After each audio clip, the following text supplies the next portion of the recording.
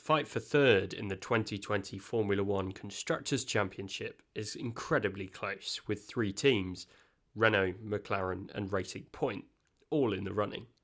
But who will end up there after the final Grand Prix of the season? My name's Andy, and this is Behind the Drive.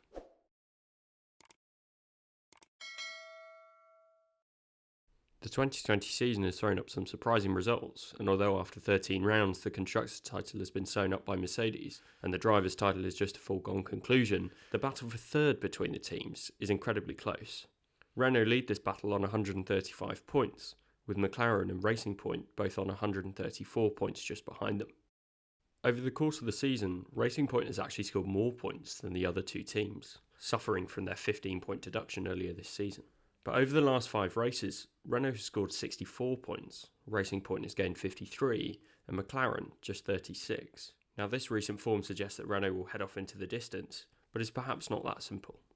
It's important to look at the drivers of the three teams and see how each of them have performed over the season. Let's start with Renault. Here, we have Daniel Ricciardo, who sits fourth in the championship and has scored 95 of the team's 135 points. Esteban Ocon has scored less than half of the Australians' points, with just 40, and is sitting down in 12th position. At McLaren, we have Lando Norris sitting in 7th place on 69 points, and Carlos Sainz just 4 points behind him on 65 and in 8th position. Both of these drivers have also scored podiums through the season, something that the other two teams have not achieved. Racing Point has Sergio Perez on 82 points in 6th position, and Lance Stroll on 57 points in 11th position. They also have their super sub, Nico Hülkenberg, who's covered for both drivers over the course of the season, scoring 10 points for the team during the 2 races that he actually got a chance to start. So these numbers say one thing to me.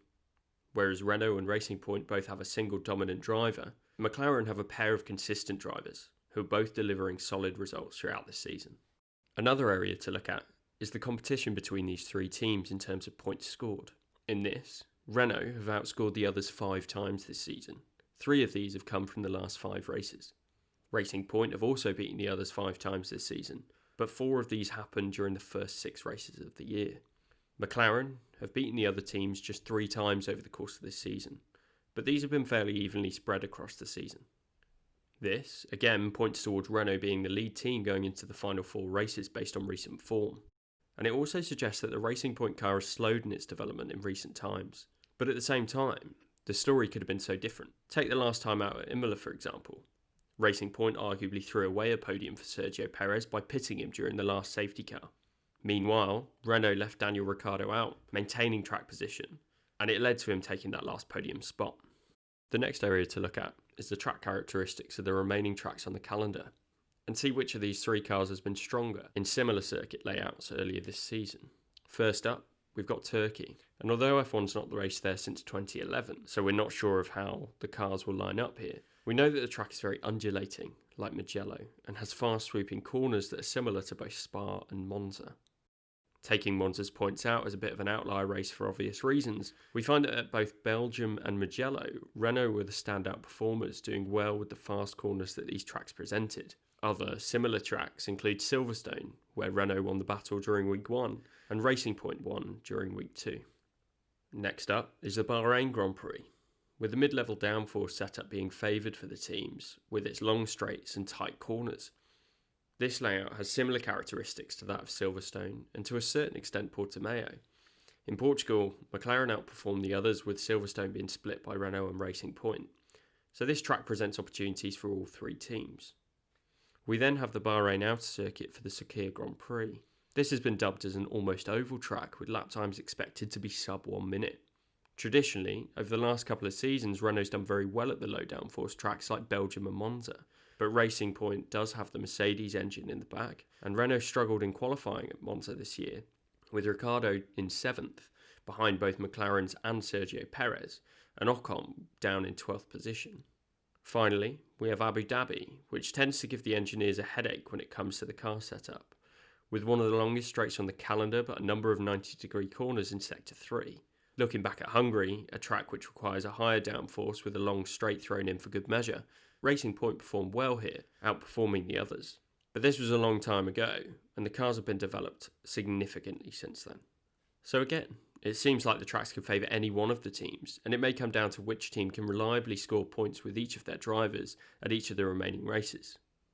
In terms of reliability, Lando Norris has already come out in the media saying that he expects to take a power unit penalty after his retirement at the Eiffel Grand Prix at the Nürburgring. Meanwhile, Lance Stroll lost an engine at Mugello after his crash there, and it's been confirmed by Mercedes that the engine was lost. This means that Lance has already completed 4 races on his third and final engine, so he's likely to face grid penalties also. Esteban Ocon retired last time out at Imola after a visor tear-off ended up in the cooling ducts, which led to a transmission issue. He's also faced a number of reliability issues this year, and so he could find that he needs to take additional engine parts going into the latter stage of this season. So it seems like all teams could face engine penalties in the last 4 races. So in terms of my opinion as to who will come third, well, it may be a cop-out answer, but I think it will be Renault. Although the tracks don't seem to favour any team, they are the constructor who's been the standout performers over recent races. Daniel Ricciardo has hit his stride in recent times with 2 podiums in the last 3.